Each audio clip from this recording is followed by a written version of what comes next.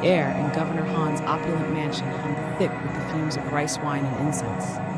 Juyi, weary from courtly squabbles, sought solace in the company of his friends and the melodic strains of a pipa. The musician, a veiled woman shrouded in an aura of mystery, plucked the strings with an unearthly grace, weaving a mournful song that spoke of a distant home and a lost past.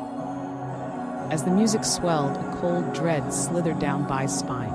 The seemingly innocuous notes began to twist and contort, morphing into a cacophony of discordant tones that scraped against his sanity. His companions, oblivious, continued their drunken revelry, their laughter an unsettling counterpoint to the growing madness. The veiled woman's form shifted subtly.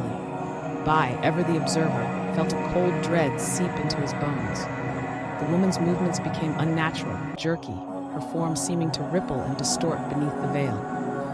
The fabric of her veil seemed to writhe, revealing glimpses of eyes that burned iridescent with an indescribable color unknown to human sight. Panic clawed at Bai's throat, but he found himself rooted to his spot, paralyzed by a nameless terror. With a final earth-shattering chord, the pipa strings snapped. The room dissolved into a swirling vortex of inky blackness, the stench of sulfur replacing the cloying sweetness of incense. Screams erupted from his companions, swallowed whole by the roiling void. When the world solidified again, Bai found himself on a desolate plain of obsidian sand. Two monstrous blood-red suns bled their light onto the alien landscape, casting long, grotesque shadows from the twisted, fungoid structures that dotted the horizon. The air thrummed with an unseen energy, a malevolent force that pressed down on Bai's sanity like a physical weight. In the distance, monstrous figures lumbered into view, their forms a grotesque parody of humanity. Bulbous heads, glistening black eyes, and limbs that clicked and scraped against the obsidian ground.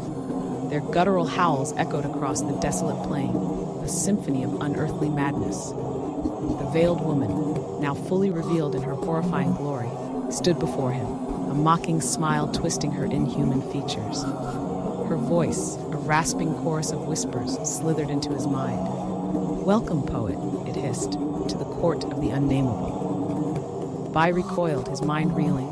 The Pipa Girl, the mournful song, it had all been a macabre performance, a prelude to this incomprehensible sight. A groan rose from him, a futile expression of his despair, as the weight of this reality fell on him. He knew his songs would forever be tainted by the madness he now witnessed, a chilling reminder of the night the Pipa Girl opened a doorway to a horror beyond human comprehension. The vision dissolved, depositing him back in the familiar, albeit now strangely comforting, shore of the Xunyang River. His dreams became vivid nightmares, a symphony of discordant shrieks in the sight of those monstrous figures lumbering towards him. The pipa music, once beautiful, now felt like a dark incantation, whispering secrets of a universe older than time, a universe filled with horrors beyond human comprehension. He tried to write, to capture the terror, the alien beauty of what he had witnessed. But the words wouldn't come. The human language, he realized with a chilling certainty, was simply inadequate to describe the horrors he had glimpsed.